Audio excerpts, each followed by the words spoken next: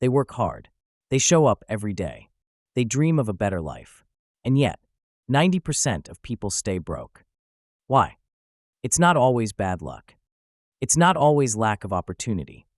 Often, the answer is far simpler and far dumber. There is one habit so common, so invisible, that most people don't even notice it's destroying them.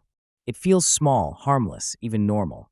But it quietly drains every paycheck, kills every chance at growth, and keeps millions trapped in the same cycle forever. It's the habit of spending first and saving later. Here's how it goes. The paycheck arrives, and before the ink dries, it's already gone. Rent, bills, dinners out, new gadgets, treats to reward yourself for surviving another month. If there's anything left at the end, maybe it goes into savings. But usually, there's nothing left. And that's the trap. Saving last means never saving at all. It guarantees that no matter how much you earn, you'll always feel broke. This is the dumbest habit that keeps 90% of people poor. And unless you break it, no raise, no promotion, no lottery win will ever set you free. Picture this. Friday afternoon, paycheck in hand. For a brief moment, it feels like victory. You walk a little taller, maybe even smile. Finally, I can breathe.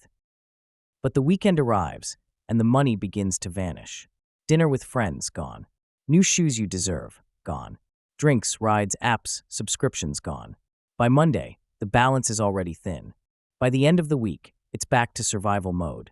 Bills wait, credit cards groan, and the cycle repeats. Sound familiar? For most people, it's life. This is the illusion. I'll save what's left over. But nothing is ever left. Because lifestyle always expands to swallow the paycheck. The more you make, the more you spend. A bigger salary doesn't fix the problem. It just makes the hole deeper. The habit of spending first is a thief disguised as freedom. It tricks you into believing you're enjoying life while silently chaining you to the next paycheck. And here's the cruelest part. You think you're in control. But really, the money controls you.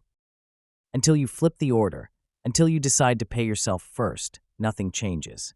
The hamster wheel spins, the exhaustion grows, and someday never arrives. Two coworkers. Same job. Same salary. Same starting line. The first follows the common path. Every paycheck is a celebration. Rent, bills, food, fun, then maybe, a few dollars left at the end. But usually nothing. 10 years go by, and despite promotions and raises, his savings account is still nearly empty. He's older, but no freer. The second takes a different approach. On payday, before a single bill is paid, before a single purchase is made, 10% of the check goes straight into savings and investments. Non-negotiable. Untouchable. The rest covers rent, food, fun. At first, it feels tight. Sacrifices sting. Friends laugh. But 10 years later, everything looks different. While the first is still scrambling, the second has built a cushion. Emergency fund, investments, compounding interest. He doesn't just survive anymore. He has options. The irony? Both worked just as hard. Both earned the same. The only difference was the order. One paid himself first. The other paid himself last, and in reality, never paid himself at all. That tiny shift, invisible in the beginning, creates an unbridgeable gap in the end. And this is why 90% of people stay broke. Not because they don't earn enough, but because they never learned the discipline of paying themselves first. Think of money like water. For most people, their paycheck is poured into a bucket with holes. Rent leaks out, bills leak out, shopping leaks out, nights out leak out. By the time they think about saving, the bucket is dry.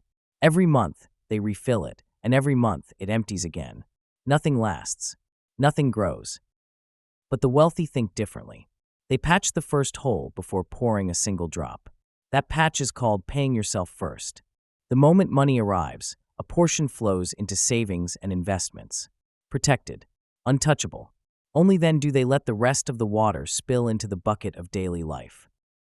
Over time, this small patch creates a reservoir. While others struggle with their leaking buckets, the saver builds a well that fills deeper and deeper with every paycheck. One day, when an emergency strikes, the difference is clear. The spender's bucket is empty. The saver has a reservoir to draw from. One panics.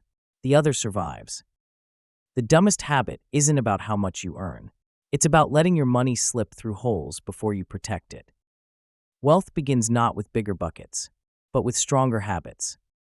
Then comes the storm. The company downsizes. Paychecks stop. The rent is still due, the bills keep arriving, the kids still need food. For the spender, panic hits immediately. With nothing saved, survival depends on credit cards, loans, desperate calls to family. Every day without income digs the hole deeper. Debt piles up. Fear becomes constant.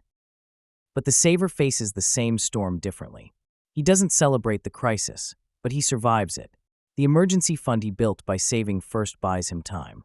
While coworkers scramble, he has months of expenses covered. He can breathe, plan, search for a new job without desperation. The contrast is brutal. Same job, same income, same layoff. 2 lives, 2 choices, 2 outcomes. One collapses under the weight of a dumb habit. The other bends but doesn't break because he built a safety net before the fall. This is why 90% of people stay broke. They prepare for sunshine but not for storms. They spend first, hoping tomorrow will always look like today. But tomorrow always comes, and without savings, it crushes them. The dumbest habit is not preparing for the future, because the future always arrives. Here's the hidden cost of spending first. Stress. It doesn't matter if you make $2,000 a month or $20,000.